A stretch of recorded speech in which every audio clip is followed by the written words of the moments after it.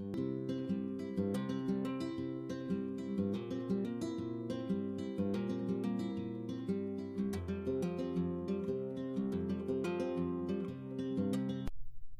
welcome back and welcome to video 4, CRM 2011, getting to know 2011, and in this video we'll be discussing samples.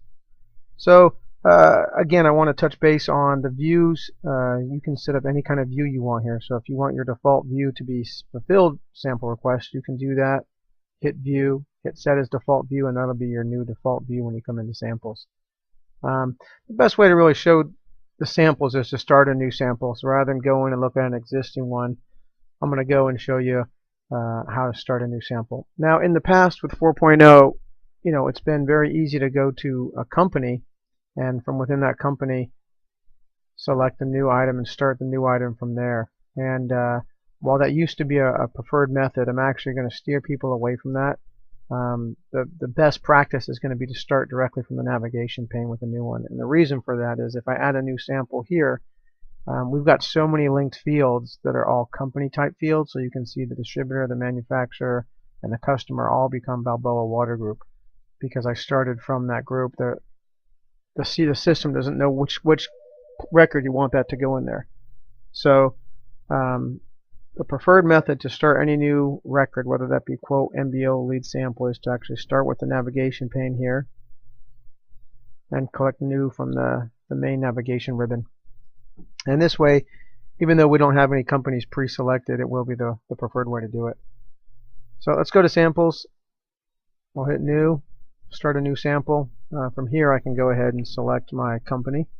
And what you'll notice is with CRM 2011 they've incorporated some Web 2.0 interfaces, and this is the predictive selection, and it's based on what you've previously done. It's storing it in cookies basically on your computer. So on this system, logged on as Bruce, I've tested with Barksdale and Bartco, so it says, oh, you might want to use one of these two. This is what you've used before. So rather than searching the entire database, which it still will do, if I were to put something that I've never used before, BIS, it does the typical CRM4 searching the whole database. But in this instance, I've used Barksdale before. The system knows it, it remembers it, and tries to make my experience a little bit better by quickly selecting that. And the same with manufacturer. So you can see ITT, I've selected that. Honeywell, I've selected that. Let's do Honeywell. Arrow, I've done that before, selected Arrow before, but let's say it was Future this time and I haven't selected Future before. I could hit Future, I hit the tab key, it searches the database for any records. It sees there's these 3 records. I'm going to do Future LA, boom. Contact, again, I can use the lookup class, and I'm going to get filtered results here based on Barksdale. So I can select the person I want to go. So I'll select Angel. I'll hit OK. Of course, I could select the new button here and create a new contact on the fly, so to speak, if that contact that I wanted didn't exist within the lookup here. So we'll select Angel. What that does is it takes his email address, his phone, and his title and populates those fields here. It also took the market from the company that we selected. So program name, I'm going to leave program name empty here for now, so we can use that as a missing field later on. But I'll go fill out the rest of this.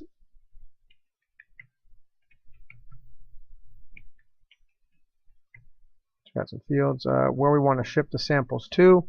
So again, this works just like the other CRM. We can select one of the Luscombe offices, and that information is pre-filled out. We could select the sales engineer's home directly to the customer. And that's where I'll put this one to OC for now. We got a note field here if we want to enter some notes in for the sample that are particular to this item. Samples ASAP. We can enter our sample part numbers below. I want 2 of these. Not one of those. So at this point, we filled out all the required information. We're ready to save the sample. Just like with 4.0, you can't send the email to the PM until you save it. If I try to hit the send email to PM button, you can see it tells me I need to save the record first. So let's go ahead and save it. And I've got my ribbon up here, and I can just hit save.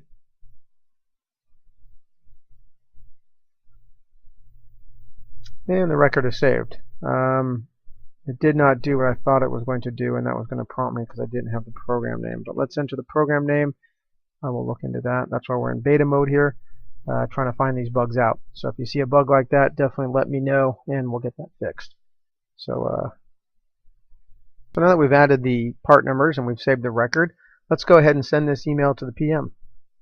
So just like with 4.0, we hit the send email to PM. We get a little message, your sample has been saved and your email has been sent.